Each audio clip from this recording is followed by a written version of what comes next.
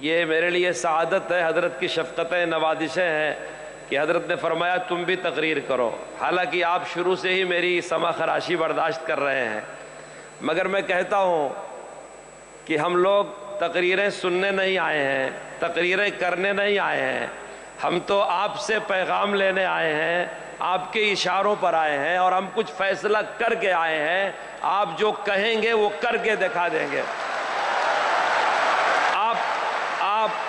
آپ ہی نے فرمایا تھا کہ مسئلہ ہندوستانی مسلمانوں کے وجود کا نہیں ہے، ہمارا وجود تو ساری کائنات کو مسلم ہے کہ ہم ہندوستانی ہیں، ہندوستان کے شہری ہیں، مسئلہ ہمارے حقوق کا ہے۔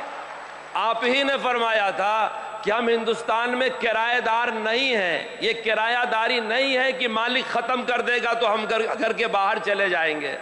آپ ہی نے فرمایا تھا کہ یہ حصے داری نہیں ہے کہ ہمارا حصہ بانٹ کر کے الگ کر دو تو ہم دور ہو جائیں گے، یہ حق داری ہے، ہم اس ملک کے حقدار ہیں۔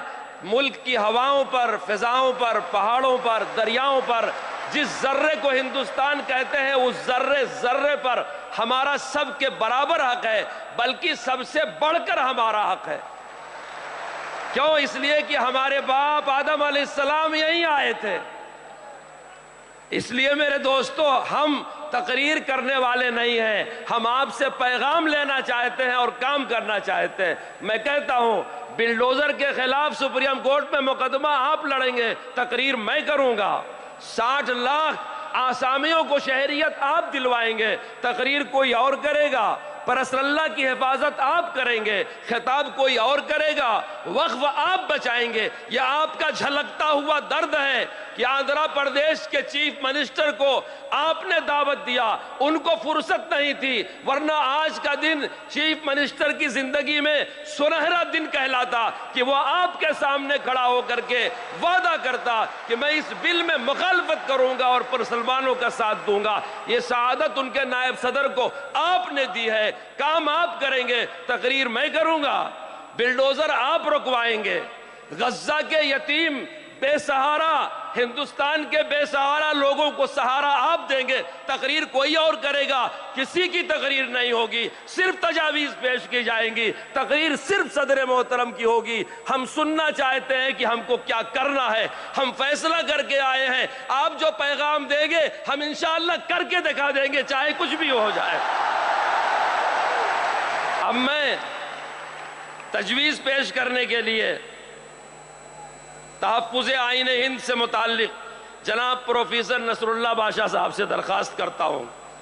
یہ ہماری ورکنگ کمیٹی کے ممبر ہیں، مدراس سے تشریف لائے ہیں۔ میں نے پہلے ہی عرض کیا کہ اسٹیج پر تنظیموں کے لوگ، عمائدین، ذمہ داران، پورے ملک کا مغز بیٹھا ہوا ہے، تشریف لائیں گے اور وہ تجویز پیش کریں گے۔ آ جاؤ، آؤ نا، آؤ بھائی۔